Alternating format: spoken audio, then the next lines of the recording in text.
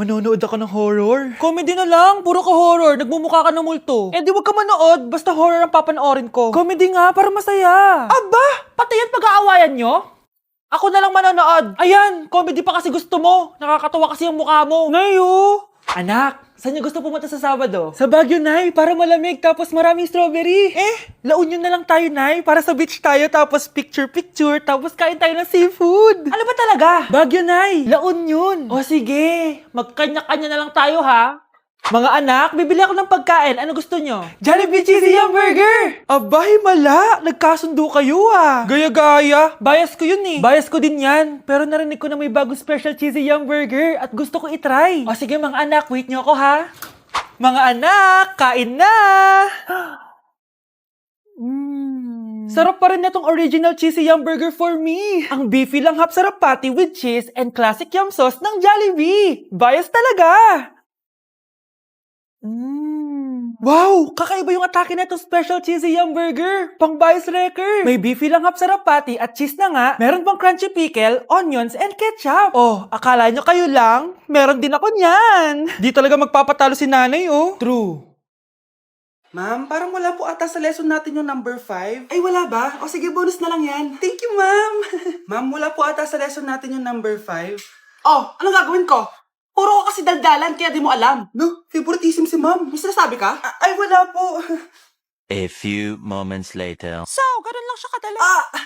Ma'am, pwede po pa-excuse? Sumasakit po yung puson ko eh. Sige, punta na lang sa clinic. May gamot doon. Sige po, ma'am.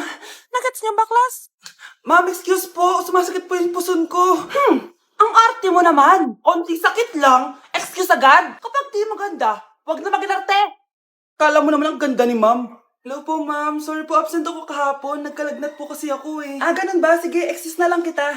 Sige po, ma'am. Thank you po. Ma'am, excuse po. Nilagnat po kasi ako kahapon kaya di po ako nakapasok. Naku, tigilan mo ako ha! Walang isang araw na lagnat. Ang sabihin mo, tamad ka pumasok? Ikaw nga, palagi ka nga di pumapasok eh. Anong sabi mo? Totoo naman, ma'am. May favoritism ka. Susumbong kita sa principal. Maniniwala ba ang principal sa'yo? Wala ka namang ebidensya. Anak, mag-exam tayo mamaya ha. Dapat mas mataas grades mo kay Scarlett. Oo naman, Nay. Mas magaling naman ako sa kanya. Anak ni Ma'am si Samantha. Eto yung mga sagot mamaya sa exam. Perfect mo yan. Sige na, Nay. Baka may makakita pa sa atin. Humanda kayong dalawa sa principal. Tapos na yung maliligayang araw nyo. Ma'am, parang wala po ata sa lesson natin yung number 5. Ay, wala ba? O sige, bonus na lang yan. Thank you, ma'am. Ma'am, wala po ata sa lesson natin yung number 5. Oh, anong gagawin ko? Puro ko kasi daldalan, kaya di mo alam. No, favoritism si ma'am. May sinasabi ka? Ay, wala po. A few moments later. So, ganun lang siya kadali. Ma'am, pwede po pa-excuse? Sumasakit po yung puson ko eh. Sige, punta na lang sa clinic. May gamot doon. Sige po, ma'am. Nagets niya baklas? Ma'am, excuse po. Sumasakit po yung puson ko. Ang arte mo naman. Onting sakit lang. Excuse agad. Kapag di maganda, wag na mag-inarte. Kala mo naman ang ganda ni ma'am. Hello po, ma'am. Sorry po, absent ako kahapon. Nagkalagnat po kasi ako eh. Ganun ba? Sige, excuse na lang kita. Sige po, ma'am. Thank you po. Ma'am, excuse po. Nilagnat po kasi ako kahapon kaya di po ako nakapasok. Naku, tigilan mo ako ha! Walang isang araw na lagnat. Ang sabihin mo, tamad ka pumasok? Ikaw nga, palagi ka nga di pumapasok eh. Anong sabi mo? Totoo naman, ma'am. May favoritism ka. Susumbong kita sa principal. Maniniwala ba ang principal sa'yo? Wala ka namang ebidensya. Anak, mag-exam tayo mamaya ha. Dapat mas mataas grades mo kay Scarlett. Oo naman, Nay. Mas magaling naman ako sa kanya. Anak ni Ma'am si Samantha. Eto yung mga sagot mamaya sa exam. Perfect mo yan. Sige na, Nay. Baka may makakita pa sa atin. Humanda kayong dalawa sa principal. Tapos na yung maliligayang araw nyo. Guys, hindi ako totoo. AI lang ako. Hinahabol ako ng zombie ngayon. Chat, ano ba? Wala ka na ba magawa? Hi, guys! Nandito ako sa space ngayon. Ayoko na dyan sa Earth. Marami kasi akong utang dyan. Alam mo bang AI ka? Hala, hindi Nagbabayad ako ng renta. Nasa stress ako. Wala akong ipon. Hala, tao to. Ma, saan ka punta?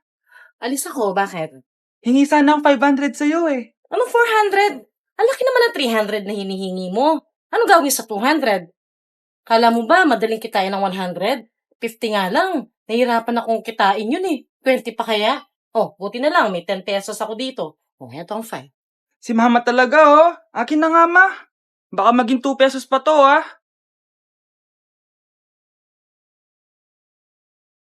Anak! Anak! Anak, paano ka, anak? Anak! Anak! Anak! Anak, gumising ka! Tulong! Tulong! Few moments later. Dok, kamusta na po anak ko? Wala na ang anak mo. Ha? Nilipat na namin siya sa ibang kwarto. Ay, kamusta naman siya, Dok? Ikinalulungkot ko pero hindi na magtatagal ang anak mo. Meron na lamang siyang 5. 5 years? Hindi, 5. 5 months? 5. 4. Dok? 3. Dok? 2. Mga anak, maganda ba?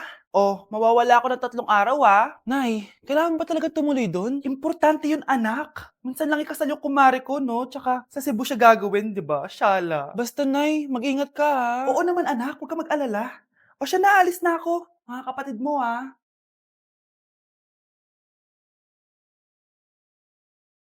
Saan yung wallet ko? Ay, kuya! Balik tayo sa bahay. Nakalimutan ko yung wallet ko. Ano ba yan? Maliliit na ako. Ano ba yan? Oh, ano ba yan? Oras na. Mabuhay, ma'am. Welcome to Air Philippines. How can I help you? Ay, miss, dito po ba yung flight VD415? Yes po, ma'am. Check ko lang po. As per dito, ma'am, nakaalis na po yung aeroplano. Ha? Hindi ako pwede malit sa kasal na kumari ko. Kailangan ko umabol. Ma'am, kailangan niyo po ulit mag-rebook So, ang next available flight is bukas pa po, ma'am. Ano ba yan? Gawin mo ng paraan. Diyos ko, sayang lang pera ko. Wala palang kwenta tong airlines niyo Uwi na nga lang ako. Sorry, ma'am. Oh, Nay, nandito ka na agad? Akala ko ba 3 araw ka mawawala? Di ayun, naiwan ako ng aeroplano. Alam mo, parang pinipigilan talaga ako ng universe makaalis Nay, buksan mo yung TV. Ha? Bakit?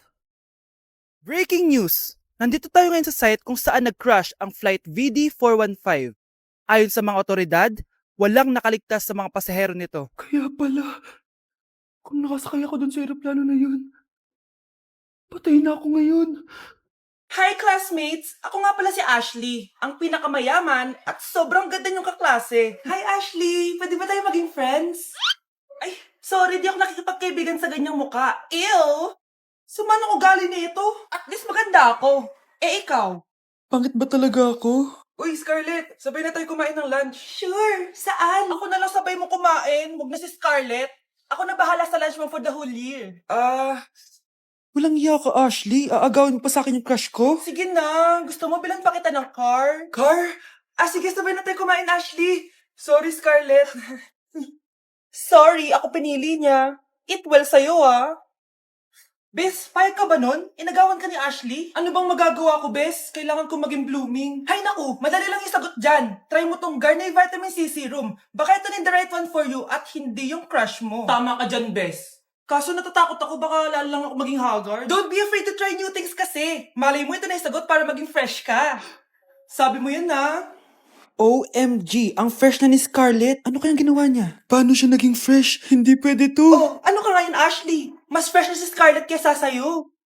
Scarlett, pwede ba tayong sabay kumain ng lunch mamaya? Che, di na kita kailangan. Sapat na sa akin ng Garnier Vitamin C Serum. Kasi it passes the hashtag Garnier yang che. Humanda ka na, Ashley. This is the beginning of my revenge. For our last question, ano ang full name ko? Wala naman yun sa lesson Siyempre, dapat alam niyo yung pangalan ko. Dami namang alam nito. Di ko maalala full name niya. Perfect na sana ako Kapag di niyo nasagutan yan, minus 10 kayo sa akin. Aba, ma'am, paano namin malalaman yung full name mo? Di ka naman nagpakilala sa amin. Ano ka, sikat? Artista? Ang lakas mo mag-minus kapag di nasagutan yung full name mo? Sige nga, ano full name ko? Kapag di mo nasagutan, ma-minus ko yung sweldo mo. Tsaka magagamit ba namin yan kapag nagtrabaho na kami? Di naman, di ba? Pakin namin sa full name mo. Faz parte. Então, menina, se prepara. Primeiro toma aqui, depois leite na sua cara. Piranha tem na. Oh, eto na ang solusyon mo para jowain ka na ng crush mo. Gayuma ba yan? Tama. Ilagay mo to sa baso, tapos ipainom mo sa crush mo. Oh, eto. Sige. Jojowain na ako ni crush. Few moments later. Papunta na dito si crush. Ilalagay ko na to sa baso. Ayan. Natatay ako. Anak! Nasaan na ba yun? Nauwaw ako. Tubig ba to?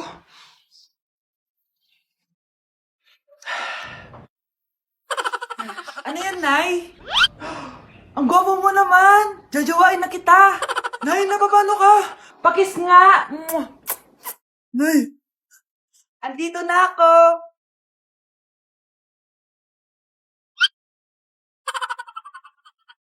Nay, alis lang ako sige anak. Iniwan niya phone niya. Ano kayang pinag-uusapan nila dito? Mga walang iya kayo. Humanda kayo sa akin. A few moments later.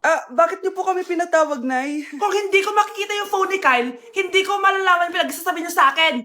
Lagot tayo, ate. Kung san-san mo kasi nilalagay phone mo, Kyle. Nakalimutan ko eh. Mag-umpisa tayo sa'yo, Kyle. Anay, puro na lang itlog at hotdog niluluto ni nanay. Mas masarap pa magluto yung kapitbahay natin. Sige, next time, ipagluluto kita na sinigang na hotdog. O ikaw, Brianna. Alam niyo bang nagalit sa akin si nanay kasi dati with high honors ako, diba? Tapos ngayon with honors na lang. Siya nga bagsak nung high school eh. Oo, bagsak ako. Pero top 1 ako ng kinder. Kevin? Wala akong sinasabi Sabi talaga si nanay, umaga pa lang galit na siya. Tapos utos pa siya ng utos. Bawal ba magpahinga sa bahay na to? Grabe. Wow, wala ka palang sinasabi At ikaw, Scarlett? Yes, Nay. Mga be, alam niyo bang galit na galit sa akin si nanay dahil daw nag-boyfriend ako na maaga? Siya nga maagang nabuntis Di naman ako naggalit sa kanya. May problema ka ba sa maagang nabuntis? Wala akong problema, Nay. Idol nga kita Ha? Anong idol? Buntis din ako.